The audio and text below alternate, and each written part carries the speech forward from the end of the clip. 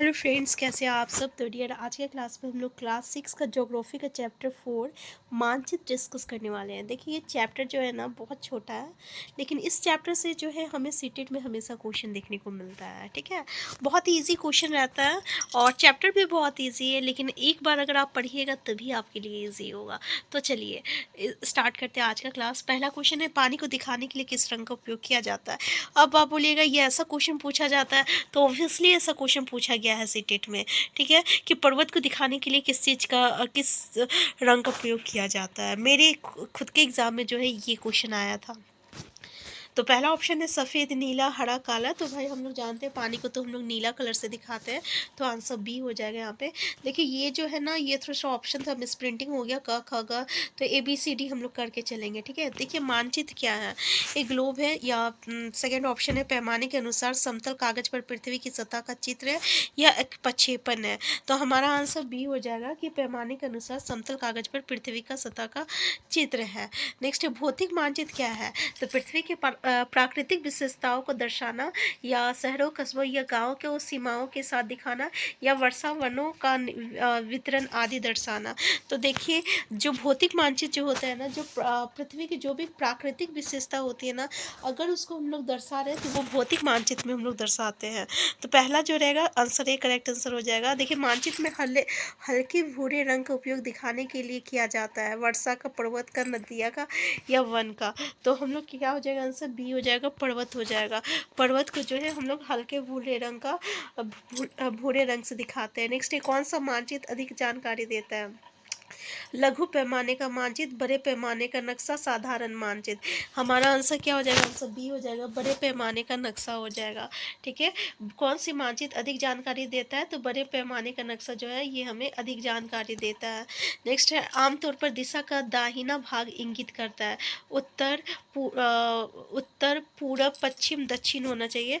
तो हमारा पूरब हो जाएगा। ठीक है, आंसर क्या हो जाएगा, पूरब हो जाएगा यहाँ पे। नेक्स्ट है, तीर वाला टीवी क्या दिखाता है। उत्तर दिशा, पूरब दिशा और पश्चिम दिशा, दक्षिण दिशा। तो ये उत्तर दिशा को दिखाता है। नेक्स्ट क्वेश्चन है, महत्वपूर्ण फसल, खनिज, उद्योग आदि के वितरण को दर्शाने वाले मानचित्र को क्या कहा जाता है। देखिए ये वितरण को दिखा रहा है। ठीक है, यानी डिस्ट्रीब्यूशन। तो पहला तो है वितरण मानचित्र, दूसरा है राजनीतिक, तीसरा विभाजित, चौथा है भौतिक। तो पहला ही जो रहेगा करेक्ट आंसर हो जाएगा, आंसर ए हो जाएगा, वितरण मानचित्र। नेक्स्ट क्वेश्चन है, एक पैमाना अनिवार्य है, एक नक्शा, एक स्केच, एक प्रतीक, एक ये सभी। तो आंसर ए हो जाएगा, एक नक्शा हो जाएगा। नेक्स्ट है, मानचित्र पर दूरी और संगत दूरी तथा जमीन पर संगत दूरी के बीच संबंध को क्या कहते हैं। ग्लोब कहते हैं, स्केल कहते हैं, मानचित्र कहते हैं, रेखा कहते हैं। हमारा आंसर बी हो जाएगा, इसको स्केल कहते हैं। क्या कहते हैं, स्केल कहते हैं। नेक्स्ट है, चुंबकीय कंपास का उपयोग किस उद्देश्य के लिए किया जाता है। दूरी मापने के लिए, प्रतीकों को दिखाने के लिए, दिशा ज्ञात करने के लिए।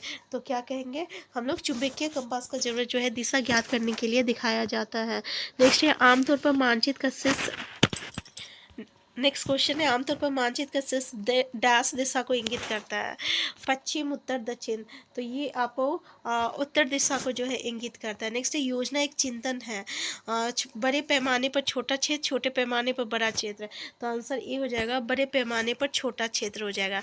नेक्स्ट है, नीले रंग का प्रयोग दिखाने के लिए क्या करते हैं हम लोग, तो जल निकाय हो जाएगा, पहले ही क्वेश्चन डिस्कस किए थे। नेक्स्ट है, पीले रंग का प्रयोग दिखाने के लिए क्या किया जाता है, पठारों का, जल निकाय, पहाड़, पौधे। तो पौधे होगा नहीं, जल निकाय होगा नहीं, आपका पठार हो जाएगा। पहाड़ को तो हम लोग भूरा रंग से दिखा रहे थे। नेक्स्ट है, एटलस मानचित्र डैश पैमाने पर बनाए जाते हैं। अनंत, छोटा, बहुत बड़ा, बड़ा। तो आंसर बी हो जाएगा, छोटा हो जाएगा। नेक्स्ट क्वेश्चन है, विभिन्न राज्यों के बीच की सीमाएं डैश में दर्शाई जाती है। राजनीतिक मानचित्र, राहत मानचित्र, वनस्पति, वाणिज्यिक।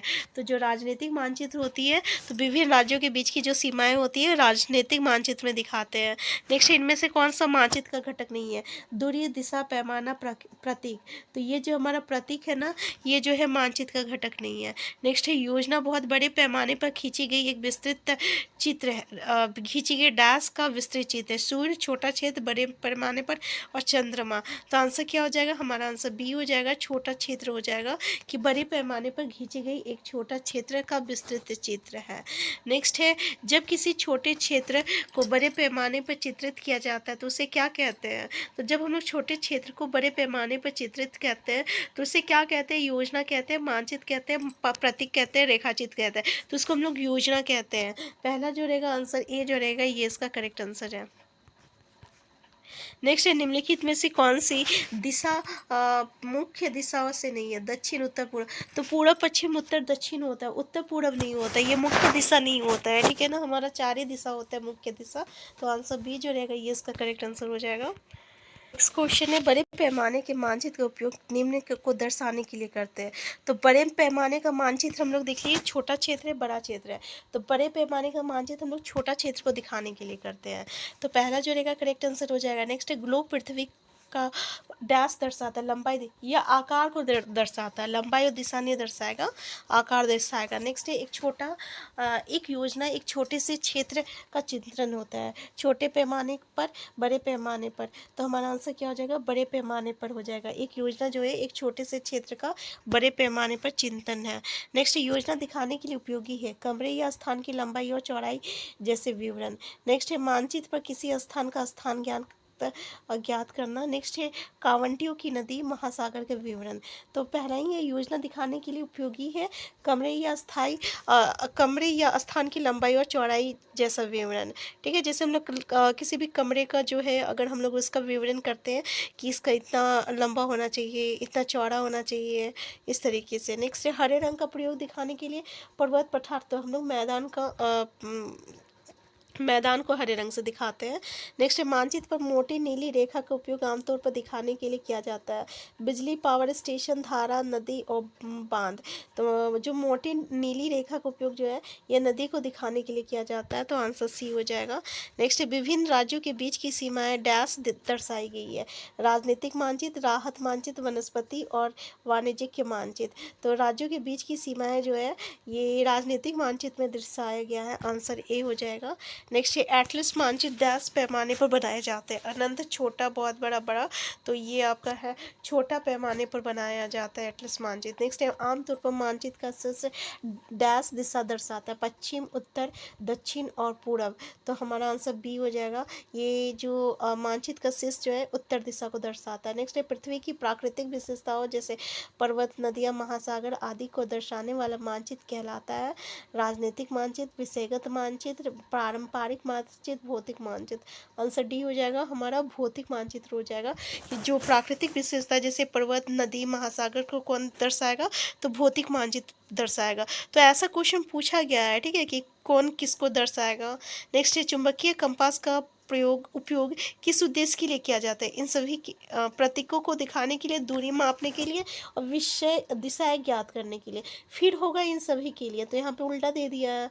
हमारा आंसर क्या हो जाएगा? दिशा ज्ञात करने के लिए, ठीक है।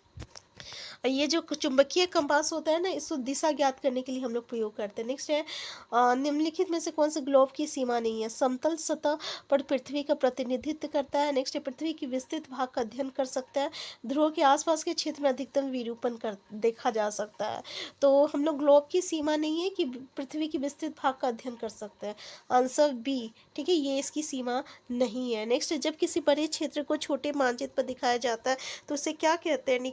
निकट पैमाने का मानचित्र, लघु पैमाने का मानचित्र, छोटे पैमाने का मानचित्र और लघु पैमाने का मानचित्र। तो आंसर डी हो जाएगा। नेक्स्ट निम्नलिखित में से कौन सा स्थलाकृति या भौतिक मानचित्र पर नहीं दर्शाया जाता है? पर्वत, नदियाँ, फसलें और घाटियाँ। तो बताइए आंसर क्या हो जाएगा हमारा यहाँ पे? क्या बोल रहा क्वेश्चन कि कौन सा स्थलाकृति या भौतिक मानचित्र पर नहीं दर्शाया? पर्वत, नदी, फसल। तो फसल को नहीं दर्शाते हैं, ठीक है। नेक्स्ट है मानचित्र पर वह प्रतीक जो पृथ्वी की सतह पर मानव या और भौतिक विशेषता का प्रतिनिधित्व करता है उसे किस रूप में व्यंग्यकृत करते हैं? एक पौराणिक ग्रिड की कुंजी, तो एक पौराणिक कथा। देखिए इस क्वेश्चन को हम स्किप कर रहे हैं, ठीक है ना, क्योंकि ये आंसर क्या ऑप्शन आंसर हमको सही नहीं लग रहा, ठीक है, इसलिए इसको हम स्किप कर रहे हैं। नेक्स्ट है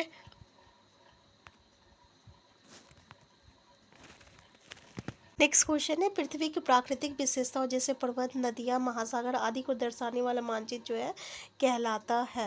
राजनीतिक मानचित्र, विषयगत मानचित्र, पारंपरिक मानचित्र और भौतिक मानचित्र। तो आंसर डी हो जाएगा यहाँ पे, भौतिक मानचित्र हो जाएगा। नेक्स्ट है, पृथ्वी अक्ष के अंत में ग्रिड है, मेरिडियन है और ध्रुव है या भूमध्य रेखा है। तो हमारा आंसर सी हो जाएगा, ध्रुव हो जाएगा। पृथ्वी अक्ष के अंत है ध्रुव, ध्रुव हो जाएगा। नेक्स्ट है, निम्नलिखित में से कौन सा पृथ्वी का सही प्रतिनिधित्व करता है? कक्षा, ग्लोब, योजना, रेखा चित्र। तो सबसे अच्छा क्या हो जाएगा हमारा, ग्लोब हो जाएगा। नेक्स्ट है, स्थलाकृति मानचित्र वो है एटलस मानचित्र से छोटा, इंजीनियर द्वारा उपयोग किए जाते हैं। कैडस्ट्रल मानचित्र से बड़ा, छोटे क्षेत्र के वास्तविक सर्वेक्षण पर आधारित है। तो हमारा आंसर क्या हो जाएगा, छोटे क्षेत्र के वास्तविक जो सर्वेक्षण होता है उस पर आधारित होता है स्थलाकृति। आंसर डी हो जाएगा। नेक्स्ट है, वनों के वितरण को दर्शाने वाले मानचित्र है भौतिक मानचित्र, विषयगत मानचित्र, राजनीतिक मानचित्र और वितरिकाओं का मानचित्र। तो क्या हो जाएगा, विषयगत मानचित्र हो जाएगा यहाँ पे। नेक्स्ट है, बड़े पैमाने पर तैयार किया गया और पटवारी, इंजीनियरों आदि द्वारा उपयोग किए जाने वाला मानचित्र कहलाता है विषयगत मानचित्र, राजनीतिक मानचित्र, कैडस्ट्रल मानचित्र, स्थलाकृति मानचित्र। तो उसको हम लोग कैडस्ट्रल मानचित्र कहते हैं। ठीक है, क्या कहते हैं, कैडस्ट्रल मानचित्र कहते हैं। तो यहाँ पे ऐसे ही क्वेश्चन पूछा गया मानचित्र से रिलेटेड। ठीक है ना। तो आज का क्लास हम यहीं तक रखते हैं, फिर हम मिलते हैं नेक्स्ट क्लास में। अगर आप चैनल में नए हैं, चैनल को सब्सक्राइब कर लीजिएगा। Thank you.